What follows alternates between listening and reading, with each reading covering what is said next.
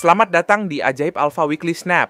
Bersama saya Alvin, Financial Expert saham AS Ajaib Alpha, yang akan bahas soal pergerakan pasar saham Amerika minggu ini. Pasar saham AS mencatat penguatan solid sepanjang pekan perdagangan 4 hingga 8 Agustus, dengan ketiga indeks utama kompak ditutup positif. S&P 500 naik 1,88%, Dow Jones menguat 1,03%, dan Nasdaq memimpin kenaikan dengan lonjakan 2,66%. Rebound ini terjadi setelah pekan sebelumnya pasar terkoreksi seiring mayoritas laporan kinerja emiten untuk kuartal kedua 2025 telah dirilis dan mulai direspons pasar.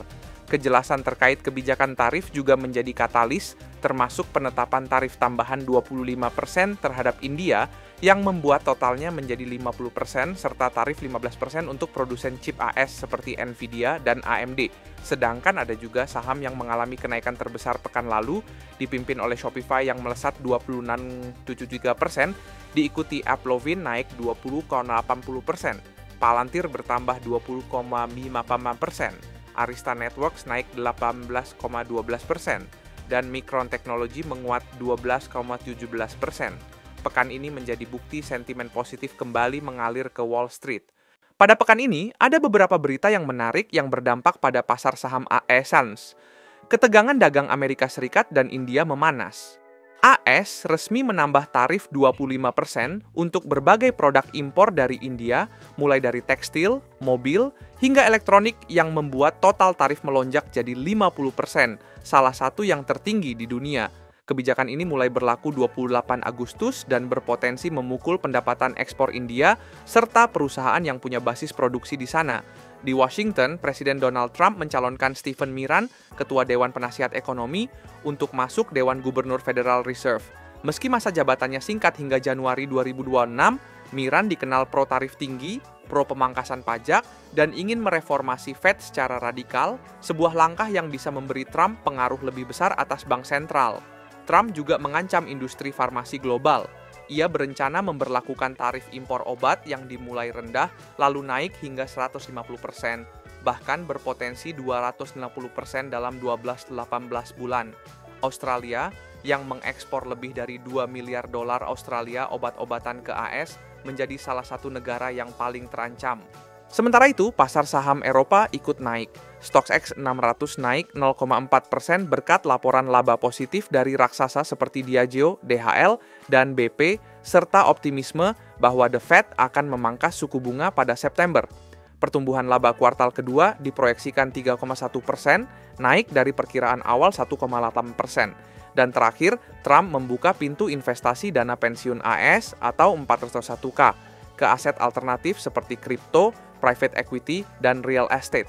Ini membuka peluang imbal hasil lebih besar, tapi juga risiko dan biaya yang lebih tinggi, membutuhkan regulasi ketat dan edukasi investor yang memadai. Sekarang kita akan membahas berita emiten yang menarik belakangan ini. Pertama, Palantir, PLTR, bikin kejutan. Laporan Q2 2025 mereka bagus banget, pendapatan tembus U1 miliar, naik 48% dari tahun lalu, margin tebal, dan guidance tahun ini dinaikkan. Sahamnya langsung terbang 4% pada after hours, tapi nggak semua berita manis.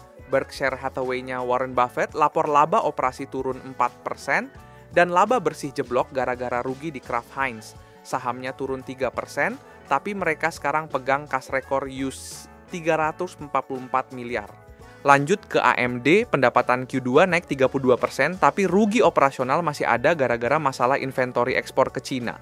Proyeksi Q3 optimis sih, tapi saham malah nyungsep 6% bisa jadi peluang buy yang menarik. Coinbase juga nggak kalah dramatis, turun 20% dari puncak Juli karena regulasi kripto yang makin ketat. Lalu Eli Lilly anjlok 14% setelah obat baru mereka gagal diuji klinis, padahal pendapatan Q2-nya naik 38% berkat obat penurun berat badan. Semakin banyak saham yang bisa kita koleksi. Terakhir, Nvidia kena tarif 15% untuk penjualan chip, tapi dikasih izin lagi jual ke Cina. Masalahnya, margin bisa tertekan kalau penjualan Cina nggak cukup nutup beban tarif. Jadi guys, minggu ini bener-bener kayak roller coaster. Ada yang terbang, ada yang babak belur. Kalau kalian pegang salah satunya, kira-kira bakal hold, buy, atau cut loss, tapi tentu saja jangan asal masuk, pahami fundamentalnya, kuasai data laporan keuangannya, dan pastikan kamu tahu apa yang kamu beli. Karena di dunia saham, pengetahuan dan kesabaran adalah kunci. Jangan cuma ikut arus, ambil keputusan berdasarkan analisis. Sekarang tinggal satu pertanyaan, kamu siap beli di saat semua orang ragu? Ajaib semua bisa.